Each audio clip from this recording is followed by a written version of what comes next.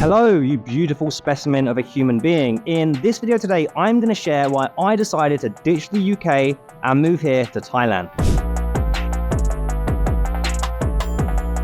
I'm actually going to be breaking it down into 7 points that I think might help you if you yourself are considering upping and leaving the UK or the West, the US, Australia, Europe, and coming over here to Thailand. And I can pretty much guarantee the last 2 points you've not seen in any other video because they go a little bit deeper.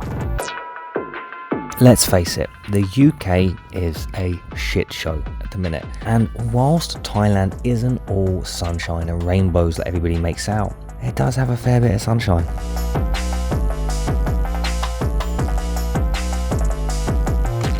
So point number 1 was the cost and the quality of the accommodation. So what I'm going to do is I'm going to quickly show you, look on Rightmove at the rental prices in the UK, and I'll give you a quick tour of the condo that I'm living in right now.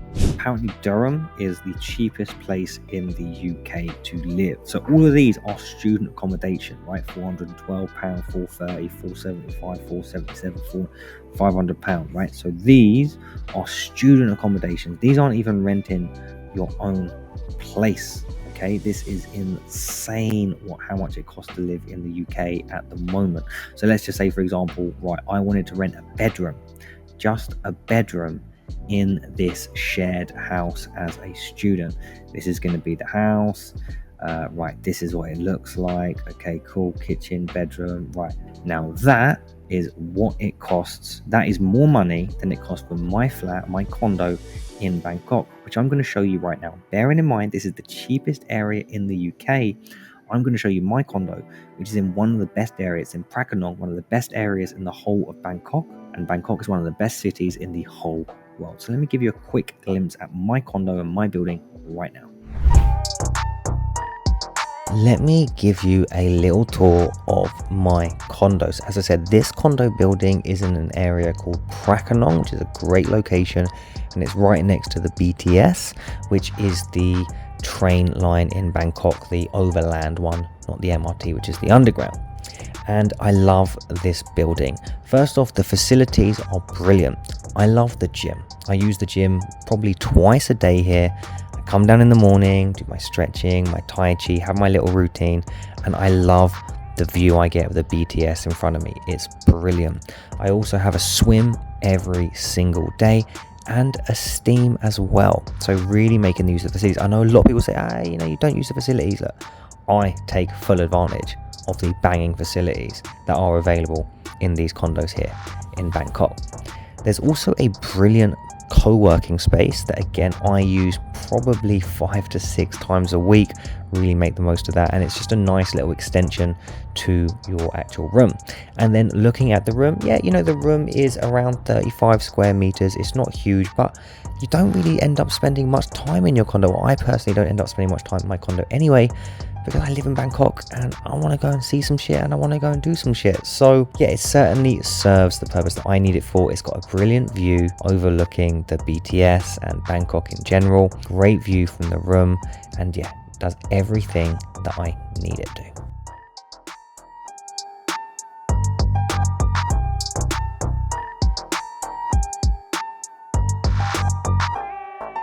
Now, the second thing I'm sure is going to come at no surprise, and that is the weather. The weather in the UK is miserable. It's not that offensive. There's no hurricanes, there's no tornadoes, there's no earthquakes, there's no 50, 60 degrees Celsius, none of that. It's just miserable. And for like 6-7 months out of the year, the days are short, it's grey, it's horrible, it's boring. And I remember that there was a time when I moved to Bangkok. I moved in September of 2022, and it was December, and I could see people sharing pictures and videos on social media of how cold it was in the UK. And I was walking from my condo to the local coffee shop, and I was in shorts, and it was 39 degrees. And it was at that point, I absolutely knew, with no doubt, that I'd made the right decision to move here to Thailand.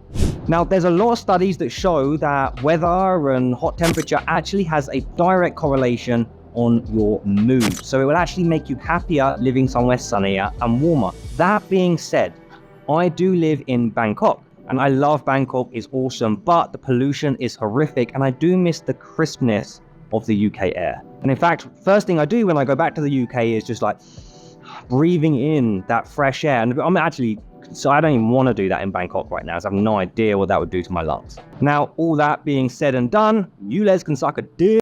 Now, the third reason I decided to move to Thailand from the UK is the domestic holidays. Now, I like traveling around the UK. I love Wales. I think Wales is stunning. And of course, there's lots of very, very pretty villages and things around the UK. That being said, now when I want to go on a little break or a little trip here from away from Bangkok to get a little bit of peace and quiet, see some nature, I'm now going to Phi Phi. I'm going to Phuket. I'm going to Koh Samui. I'm going up to the jungles of Chiang Mai. I'm going and staying on the mountains in beautiful meditation retreats. The domestic holidays become so much better. And for the sake of about £60 or $80, you can go from Bangkok to pretty much anywhere you want in Thailand and be on an incredibly paradisiacal beach, an unbelievable setting. In fact, every 6 weeks or so, I take myself and go on a little holiday. I go a little 2-week holiday every 6 weeks, and I just can't believe it. It's like you just get on an overnight train, or you get on a bus, or you get on a plane, right? In an hour and a half, you are just looking out at this beautiful blue ocean, standing on this beach with a coconut. And I mean, I could book a flight on my phone, and in 5 hours time, I could be on an island for under probably £100 or $100-ish. And that is crazy. Now, the fourth thing is the cost of the basic amenities. Now, I'm not someone that likes to moan too much, the cost of living.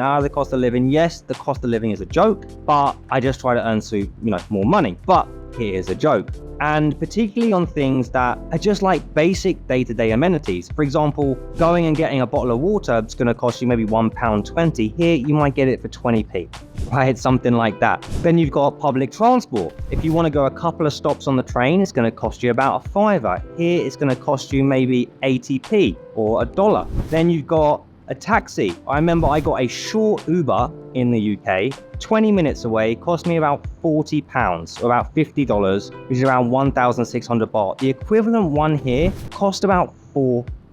And over time, these differences in these daily amenities, these things that you do all the time, always get the train, always get the taxi, always buying the water, always getting the food, it adds up to be a significant amount. And let's say we talk about eating out, going to a restaurant. I and the girlfriend, we might go out for a nice dinner. We'll get a starter each, we'll get a main each, we'll get a drink each, and it might come to around £20.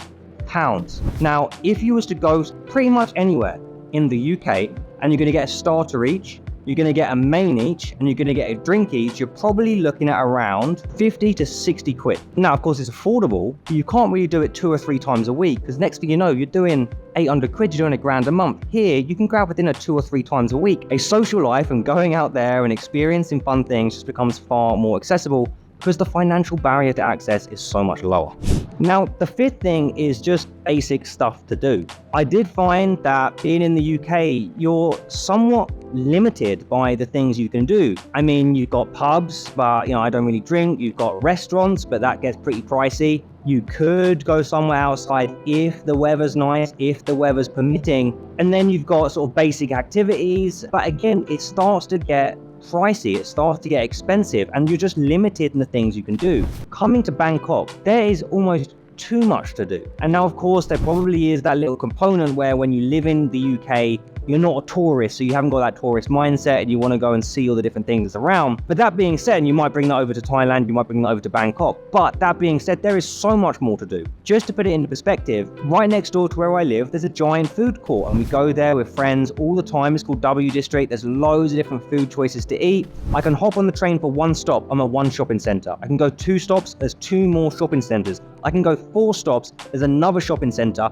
I can go a couple more, again, another 2 or 3 shopping centers. I can go down to the river. I can have dinner on the river at the incredible riverfront restaurant. I mean, just the other day, we went to an arcade and it's like 40, 50p a game, like 60, 70 cents, something like that. Even when you go to the cinema, you go to the cinema in the UK, it's going to cost you 15, 20 quid, around $25, something like that. Here we go, it costs about £3. Now, again, I don't want to bang on too much about the cost of everything, but the point is, 1, there's more to do, and 2, because it's so much cheaper, you're doing more of that shit all the time.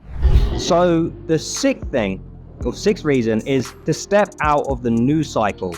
Being in the UK, you just get like swept up in this constant propaganda and fear mongering and divisiveness and this constant just lust for power that the government just seems to have, and it becomes ever more draconian, it becomes ever more dishonest and distruthful. And coming over to Thailand, you step out of the news cycle. Now, some people they view Thailand with rose-tinted glasses. They think it's better. Look, lots of things suck about Thailand. The treatment of animals sucks. The stuff that happens in the news is actually dark. It's dark. But being a foreigner living in Thailand, you don't watch the news because, one, you don't watch the news in the UK because it's just not something you're really plugged into unless you're going out of your way to see it. And then secondly, you don't watch the news in Thailand because it's in a different language. You just don't even pay attention to it. And suddenly there's this underlying sense of anxiety and fear and general sense of underlying fear that seems to permeate your existence when you live in the UK, that when you come over here, it's just removed.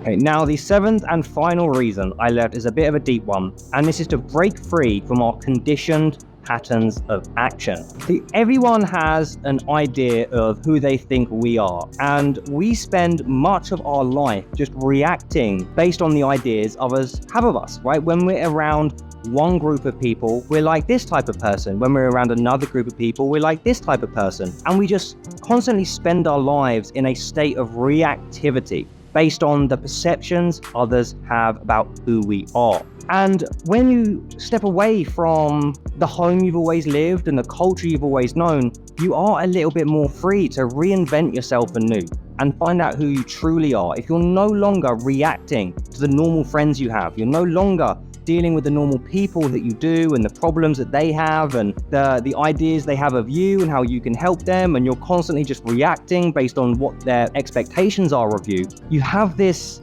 blank slate that you can almost fill in, right? You've got this newfound sense of freedom to discover who you truly are and reinvent yourself about who you actually want to be. And this seventh and final point, I think, is the most powerful of them all.